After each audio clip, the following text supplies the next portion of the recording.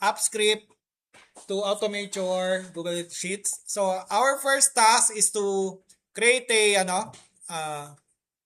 menu, then submenu. So let's open our extensions and press app script. So ayan na siya. So dito merong code.js or Google App Script. Merong libraries. Ayan. So wala man tayong libraries. Then merong mga services. Ang services guys, pwede nyo tawagin yung ibang API. API stands for Application Programming Interface. It is for advanced. So we will be not using add services. But in the future, we can add API siguro. So dito ang start coding natin is to add ay menu.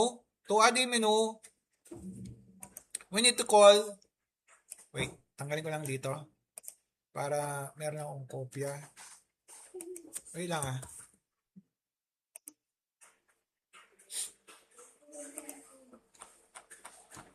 Okay, ayan na.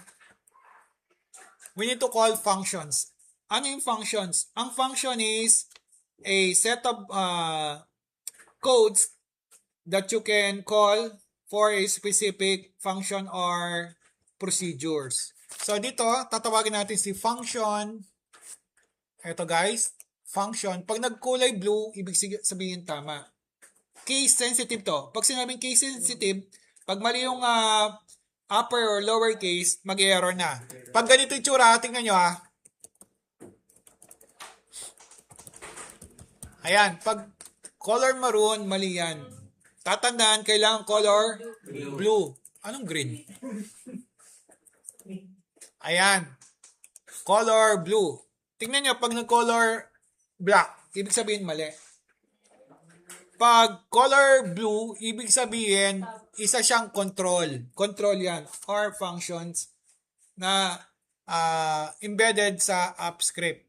Ngayon, after doing that, we need to create a name for the function. Ang function na gagamitin natin is on open. Ayan. Ano yung on open? Ang ibig sabihin, pag in-open natin yung Google Sheets, irara niya yung code. Then, there is a parameter. Ayan. Ang parameter, we can put some parameter here or variables, but for this scenario, wala tayong lalagay. We will be putting parameters in the future, but in our scenario, wala pa. So, ang gagawin lang natin is blank siya, open and close. So, tatandaan, yung function dapat is kulay blue. Ito naman, ang unang letter dapat lowercase, then pwede yung lagyan ng uppercase yung susunod na word. So, on open, then you cannot put space kasi mag-error yan. Yes, sir. So, dapat kung anong pangalan niya, sundin natin. So, on, open, and it is a case sensitive. Pag sinabing case sensitive, hindi dapat mawala yung upper at saka lower case. Then, after doing that, we need to open a curly bracket. This is called opening curly bracket at saka closing curly bracket. So, bababa ko yan. Bakit bababa ko? Dito tayo maglalagay ng code. Tatandaan, ang function andar lang sa loob ni open at saka closing curly bracket. Hindi pwedeng maglagay dito kasi hindi na siya nasa loob ni function on open. So, tatandaan, laging nasa loob ni function sa loob. Then, before you put some code, you need to indent. So, indent nyo, press nyo yung tab. Laging ganyan. Bakit ganyan? Kasi ganito. Pakita ko lang.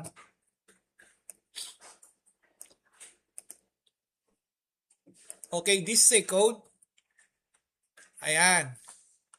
Dapat, nasa proper indentation para hindi nakalito. Tingnan nyo, pag hindi yan naka-indent, ibig sabihin, magkaka-level lang sila. Mahirap siyang basahin. Ayan. Kung nakita nyo yan, parang gibberish, ano yan? Parang binabasa mo yung information ng isang enrollment file. Di ba, sa Facebook, pag maglalaging kayo, you need to enter your username and password. After entering that, ipopopulate na little yung information mo, di ba? Parang ganito yan. Yan ang back-end. Dito, tingnan nyo, sinelect ko yung enrollment, inanap ko yung section, gender, tsaka full name, ipapakita niyo yung date of birth, address, guardian, email, contacts, LRN, gender.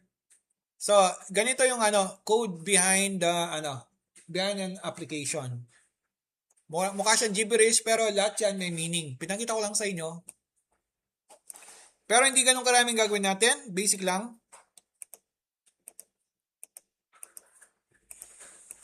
Okay, let's go to our scenario. Ang gagawin natin ngayon is we will call the spreadsheet. So, cons. Ang ibig sabihin ng cons is constant, hindi napapalitan. Then we will call the variable UI. UI stands for user interface. Ang user interface yung nakikita natin kay Google Sheets. So, equal. Then, we will call the app, spreadsheet, app. Sa pangalan pa lang, ang ibig sabihin niyan, tatawagin natin si app ng Google Sheets. Tatawagin natin to. Then, pag tinawag natin, kukunin natin si UI niya. Si user interface. Ayan. So, ang sabi niya, ang spreadsheet app na ito, kunin natin yung user interface. So, ang ginawa natin, kinuha natin user interface, lagyan natin sa variable. Ayan. Ang variable niya is UI. Ano ba yung variable? A variable is a name that you can insert a data. Parang ganito. Magsasample lang ako. var stands for variable. Then, lagay natin dito is, sabihin natin si Matiga.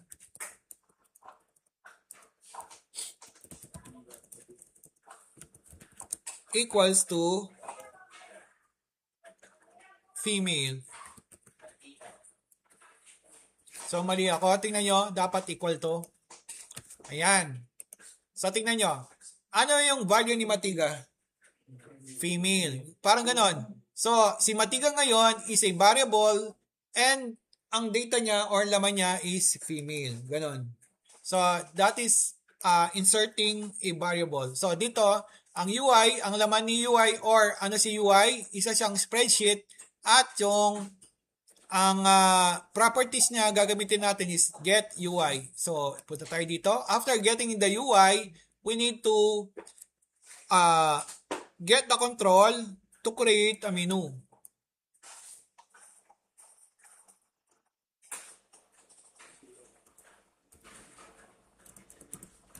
Control S, UI.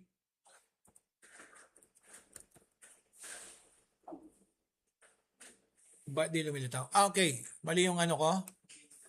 Dapat, ano to? Case sensitive. Di lumitaw yung properties. Ayun. Get. Create pala. Create. Ayan. Create menu. Ayan, gagawa tayo menu. At papangalan natin sa pangalan nyo.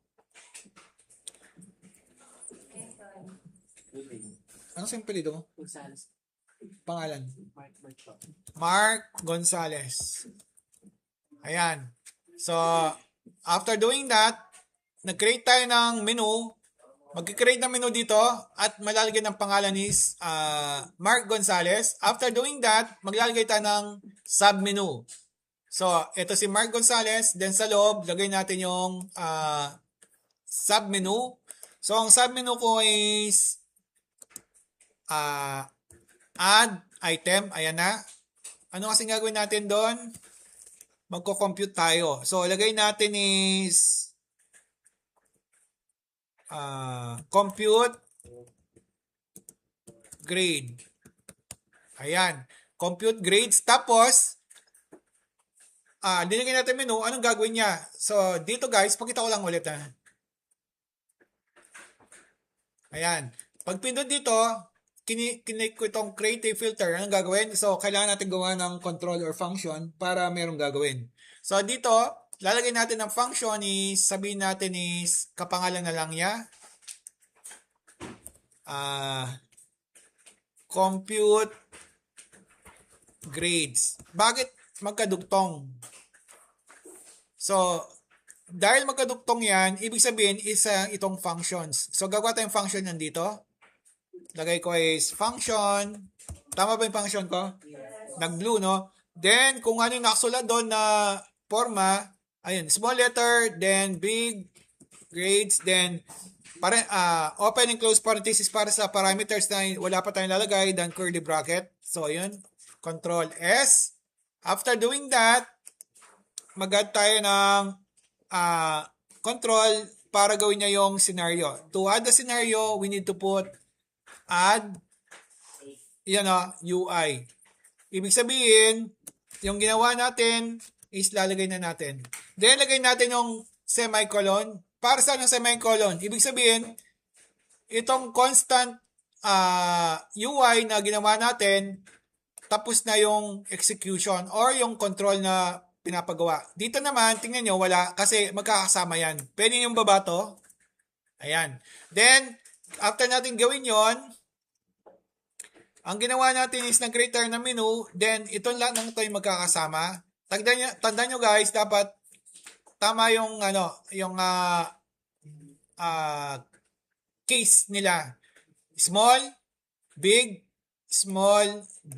at saka big. Kasi 3 letters to word add to UI. After doing that, magkakaroon ng Mark Gonzalez at saka add item. So tingnan natin, Control S. Pindutin natin kung andar. Paano mo mandar yan? I-refresh natin. Press F5. Pagka-press ng F5 or refresh na tingnan natin kung lilitaw siya.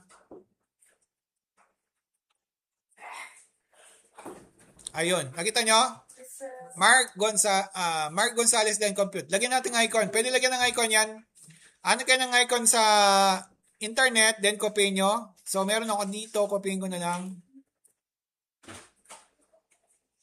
Balik ako doon. Nawala yung app script. Paano kasi open? Extension. App script. Hindi man. Nakasave to automatic. Okay. Dito. Pindot. Nag-area ako ng kuha lang kayo ng icon. Punta lang kayo sa internet. Press icon. Ayan, hanap lang kayong icon dyan. Or kahit pag nalagyan. Ngayon, malalagay na ba dyan? So, hindi pa. Kailangan nyo i-save. Tingnan nyo. Ano kasulat? Unsave. So, Control S or press the Ayun. Then, tingnan natin ulit. Refresh.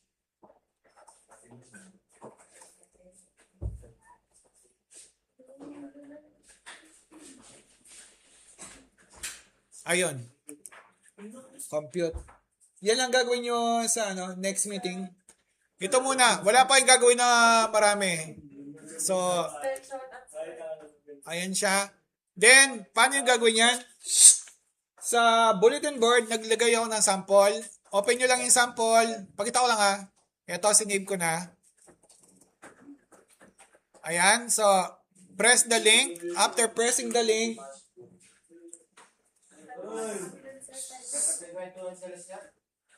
eto, meron na nakagawa. So, hindi na tatype yan. Sa coding na lang kayo dito. Eto, student copy. Bago kayo mag-code, file, make a copy. Ayan. So, make a copy muna bago kayo mag-code. So, lagyan natin Gonzalez, section nyo, di ba? Then, yung last name nyo na lang. Example, Bernales. Yan, ganyan lang. Save nyo lang. After saving, pwede yung lagyan ng code. Punta na kayo sa extension, then add app script. Ano ba yung code? Ito siya. Pwede nang picturein. Hindi ko pwedeng send yung itong code. Kasi pag send kong code, ipipaste nyo lang.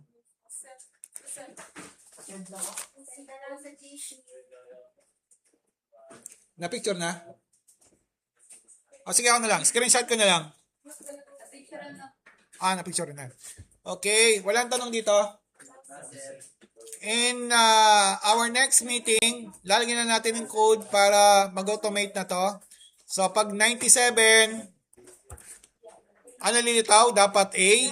95, A minus, 92, B plus, 89, B, hindi, mali yata. Ayun, B, Tapos, B minus hanggang mabot sa 74. Ang 74 is, ito, fail F. Okay, so hanggang dyan na muna. Ngayon, punta tayo sa ibang lesson.